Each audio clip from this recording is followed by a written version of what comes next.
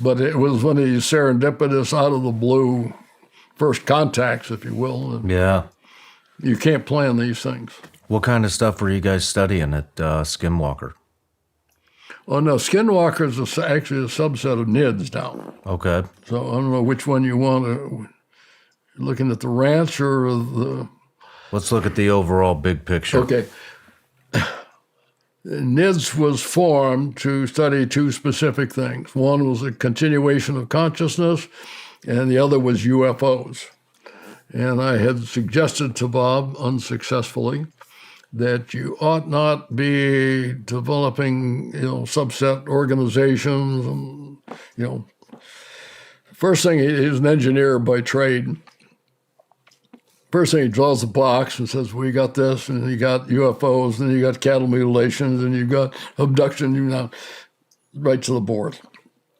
My suggestion was not to do that, and that form follows function. Let's correct data and see where it goes and create an organizational structure based on the data and the kinds of things that we're receiving.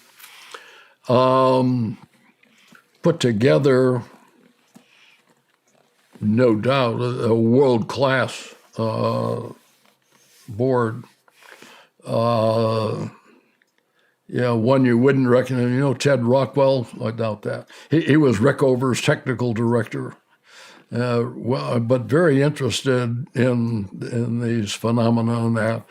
Edgar Mitchell was on, Jack Schmidt from Apollo 17. Can't remember all of them. Hal Kitt, I think, Kit Green is the first. He was the president of the board. Marty Pilch had come. I brought several from Los Alamos. One of the key ones was Dean Judd. He is key. Dean is particularly key in where these things, again, cross over. Dean had been the chief scientist for SDI. As importantly, after he did that, do you know what an NIO is? The National Intelligence Officer? Yes. Okay, now this is back before the DNI is created. So the organizational structure, the CIA had two hats. The director of CIA, he was the director of CIA and the director of Central Intelligence, which is different. And so under the IC, he created the IC staff, because you can't go to the president and say CIA thinks this, but DIA thinks that. You've got to come in with an integrated position. So these were the guys who had the national position on any given topic. Now, most of them are geographic. I got guys for Asia, for Europe, or, Middle East, etc. But there was one for technology, for science and technology, and that was Dean Judd. My point there is, Dean and I knew each other extraordinarily well. I mean, we traveled together. I brought him on a board for at SOCOM and whatnot.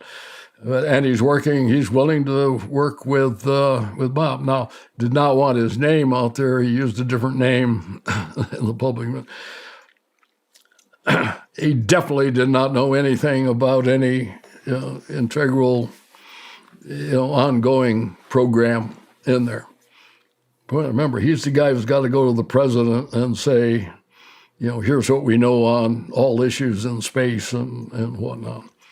Didn't know that. So he's another example. There was kind of a who's who in science and whatnot. So put the board together, and we initially, one of the first biggies, we actually had a conference on the life after death research. Had about 30 or 40 folks present for that. And then, of course, the UFOs were coming along. Then out of the blue kind of came along Terry and the, exposure to the ranch. By the way, it was never Skinwalker Ranch while NIDS had it. Yeah. I mean, that's a name that came along after Yeah. and it was attached. We just call it like the ranch. That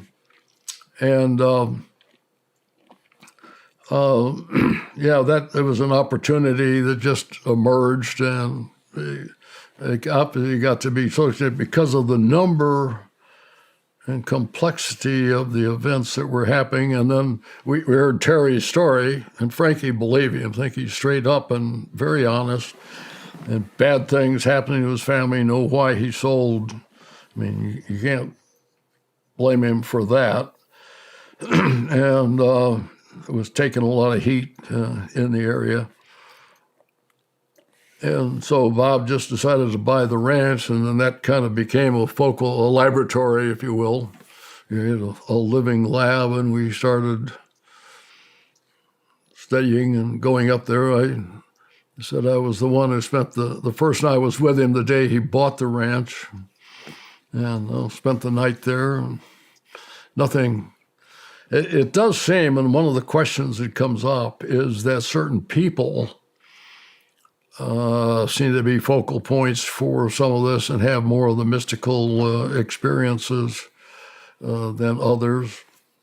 I didn't. There was one of our group that's pretty well known, but he seemed to be more sensitive and have strange things around him. And I have a question. When I interviewed Brandon Fugel, he said that Bigelow would not share any research or information that was discovered at the ranch. Why would he not do that? that's Bob. That's just him. Yeah. One of the things that I have talked to and feel disappointed with, one of the things we did initially is create a pretty significant library, and there were a number of folks that came forward and were able to buy or collect information. People had private collections. By the way, a guy you haven't heard of that's significant here is Dave Marler. And he lives in Albuquerque and has set up a major foundation and is collecting and has had, I think, got relationships with the University of New Mexico to protect this equipment. And one of the things they're doing is overtly looking for folks who have private collections and bringing it together. Jeff Kreipel has done that at Rice as well. But Bob was just one of the old stuff. He can be very, very private in many areas. What's the connection between the continuation of consciousness and UFOs? The UFOs have got to be a piece of Consciousness. piece of the consciousness puzzle. Yeah.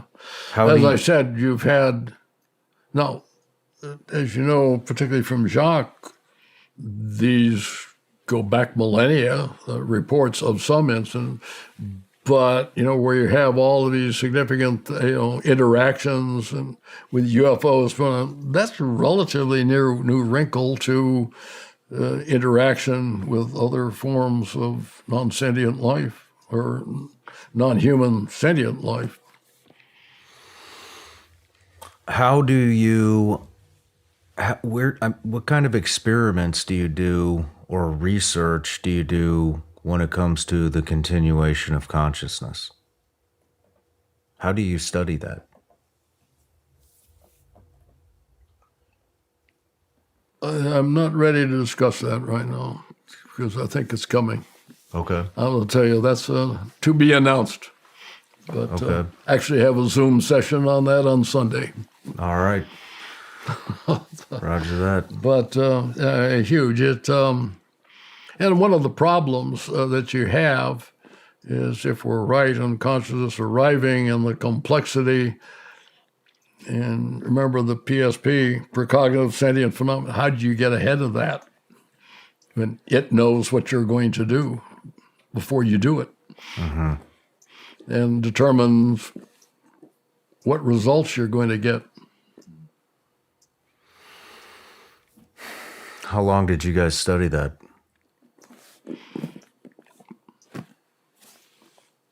Noon tomorrow? I don't know. No, I mean with under NIDS.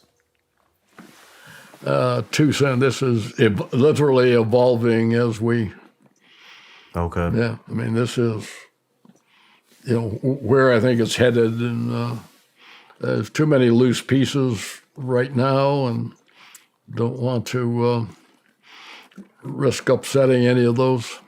Okay. When it comes to some of these crash retrievals, there's a big disclosure thing happening. The first hearing in Congress was last year. I think they've had another one since then. What do you think of all this stuff? There's so many different camps in this. Well, I'm in a firm maybe. I had come down against Roswell.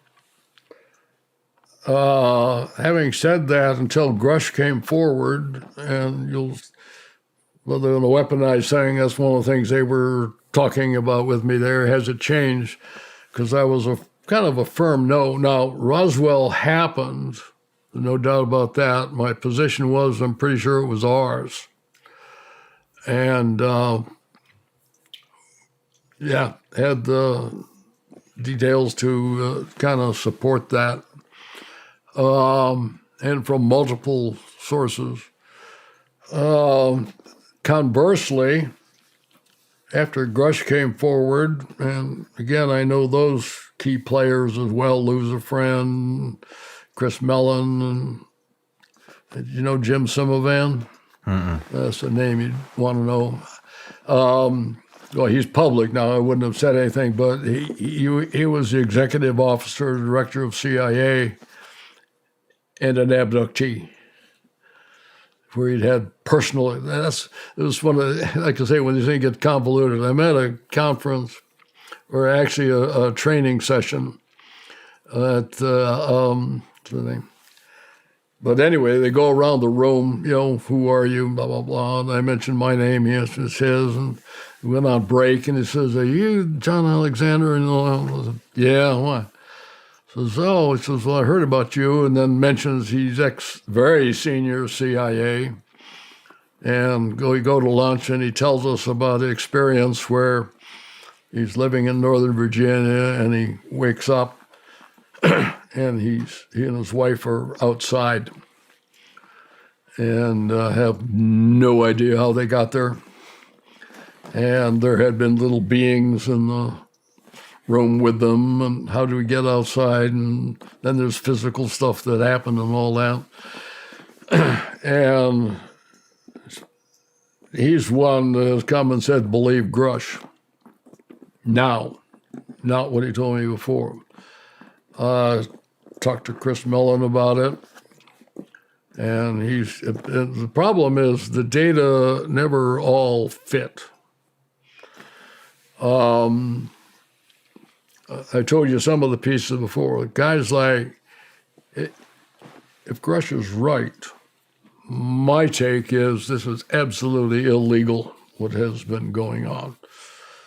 I think I know now how it was potentially funded, and it's not what conventional wisdom has.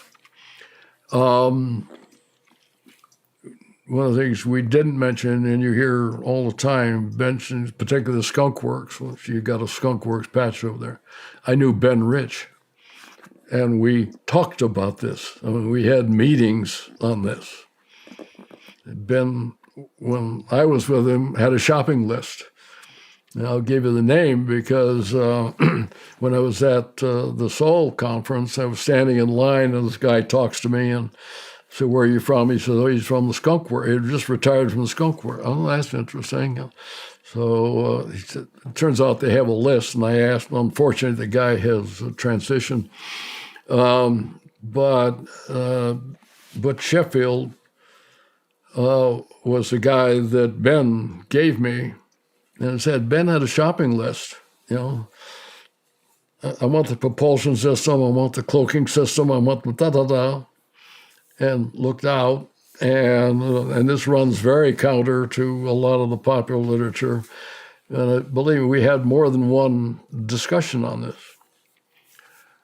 Could he have lied to me? Possible.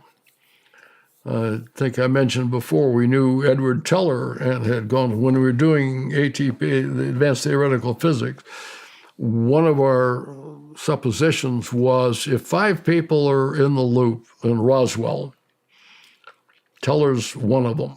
And the reason is that, remember, he is the guy who is involved with the most energy that is known to mankind at that time, nuclear fusion, right? Had him over for dinner and actually brought these topics up. And he didn't dismiss it. He just said, well, I think they're looking the wrong way into the thing. And he's the one who talked about Trinity and how, people knew and most people didn't and all of that. But no indication of that. By the way, he liked the Cash Landrum case that I told you about. Did he? And that's because of the radiation, and we understand that sort of case. So like I say, the pieces just never all fit. I am like probably you and most of America now waiting to say, okay. Now, one of my problems is that, as I said, well, I actually didn't mention this. When I was doing these briefings on ATP, in addition, I mentioned Star Wars, I had met with the director or deputy director of all those 3-letter agencies. Now, if you have a crash retrieval program,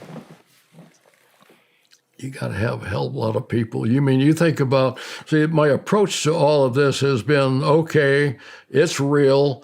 How would I organize to do that? And the numbers get you. Meaning, how many people do you have to have that are ready to go on a moment's notice? You go to any contingency plan where you have a global contingency plan, because that's what it would have to be, right? Mm-hmm. All over the globe, any place. Maybe you're talking about international relations and all, but then you're talking adding liaison officers, or anybody might go out and collect, and et cetera, et cetera. The numbers make no sense. And I will tell you, the director of one of those 3-letter agencies, we're having the briefing. I was there, somebody else was with me. It may have been just Bert, because this is one where generals, talking to generals, are allowed to do it.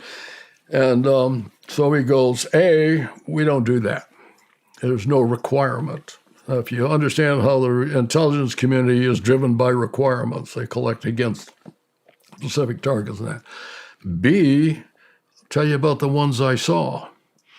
So the point is, here is a guy who's now the head of one of those 3-letter agencies, who has personally seen what he describes as UFOs, and says, agency not involved. Now, the question comes up, were all these people lying to me? I frankly doubt it. There's just too many. Mm-hmm. But the flip side is, believe, and that this tiny, tiny subset does have it. So like I say, I'm waiting for the shoe to drop.